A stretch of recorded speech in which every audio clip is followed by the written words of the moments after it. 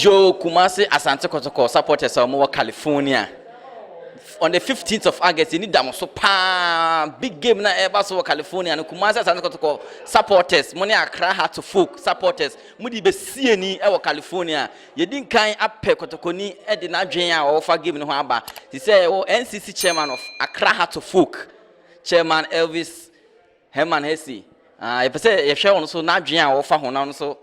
or the man Chairman Akwawa. Yo, Mijimuso. On the 15th of August, big game, Basketball, California, United States of America. Kumasi Asante fans, any hard to folk fans, somebody be seeing. Why you saying anything?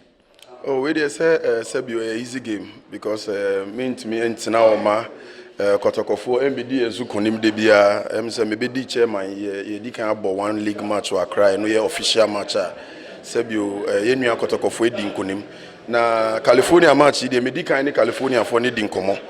support to bia on be hia bia no ye di mom ama ya make sure say ye be she Kotoko ye de free na ko no ya ye say bibia be share Kotoko bia say ye supporters na ye bo say ye team nankasa na bo gata to gata we be share Kotoko bia be show mo nti California House of Folk supporters e wo no and me no ye interview ni wi am be from incentives bi on be hia wo California o ama mo tumi dia share Kotoko no I will make sure say ye be mo saka no mo tumi win match no House of Folk mo share ya cheye men kai mo de metu me ni men kai last time mo share na Kumasi Razak particular go no ben so na Australia league ni if you ya shamo sa to gidi say mutimi a hyen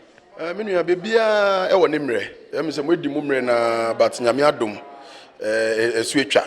nti California match na ye ba bebo no mamo mfa ne say supporters match because ye be hyemo na ye hyemo wie no na ye di ba be den ye di ba be gie ho every day mo di akoye amaye ntimi hyemo nti mo prepare ye hyemo eno ano na so focus aba be take authority over Kotoko biom oh yeah that's it